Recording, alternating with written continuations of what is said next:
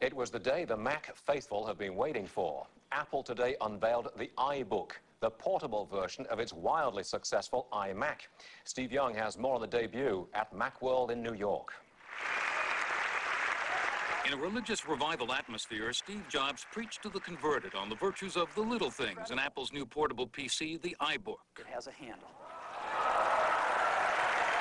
And so it has something that no other portable on the market has. The iBook is loaded with internet and other communications features, a wireless upgrade, two of the iMac's 5 fruity colors, but a $1,600 price tag, $400 more than some analysts expected. Oh, I see, I get it. It's iMac to go. At a time when internet service companies are beginning to offer free PCs as a way to lure customers, a $1,600 computer seems to go against the grain. But analysts expect it to do well, but mainly with students.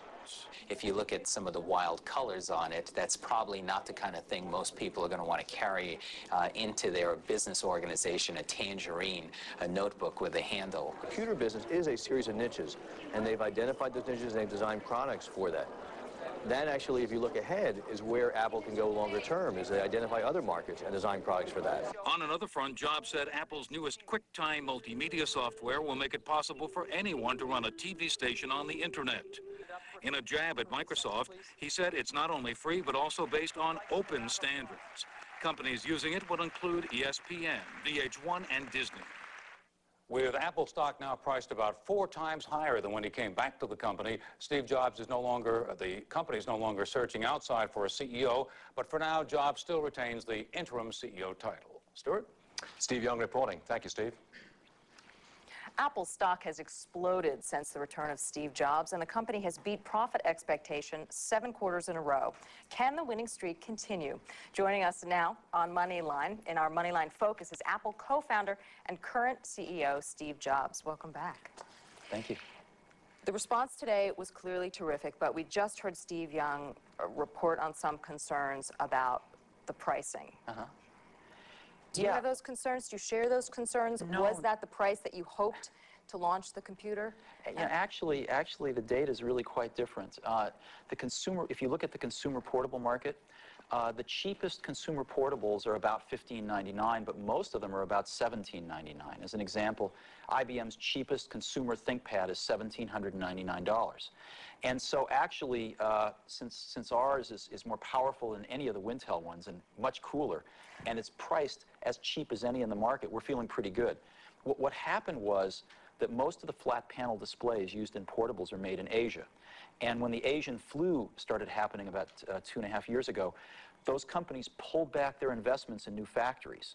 And so as the demand caught up with supply and has now exceeded supply, the prices on these flat panel displays has been going up.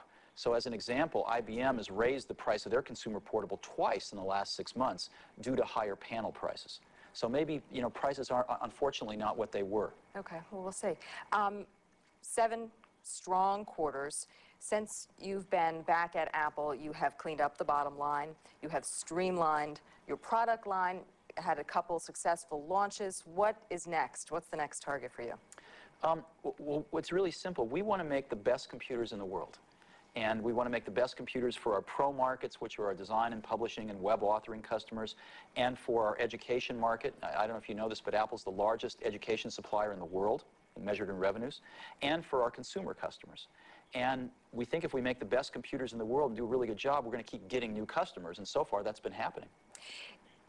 Are you going to drop the interim title, or are you kind of getting to like that interim CEO title? You know, about a year ago, everybody was really hounding me about this, and I had so much on my plate, so many things to do, and I woke up one morning and I just thought, you know, this isn't my problem. This is their problem, and I've got enough problems I've taken on, so I just stopped thinking about it. And I probably should think about it one of these days, but I really haven't thought about it since. So you're still interim CEO? I'm still interim CEO, yeah. What about Pixar? Are you worried? How are you dividing up your time? Are you worried at all about neglecting Pixar? You know, I try to spend about half and half, and it doesn't always go that way, but that's what I try to do. No, both companies have excellent senior management teams. And so And fortunately, I'm not directing the pictures at Pixar. We have the most brilliant director in the business, John Lasseter, who's our Senior Vice President of Creative that oversees that. Now, Pixar is doing great. We have a film coming out this November, Toy Story 2, with our partner Disney, and Tom Hanks and Tim Allen are back, and I think it's going to be good. Good. Steve Jobs, thank you very much for joining us. Congrats on the launch today. Thanks very much. And Moneyline will be right back.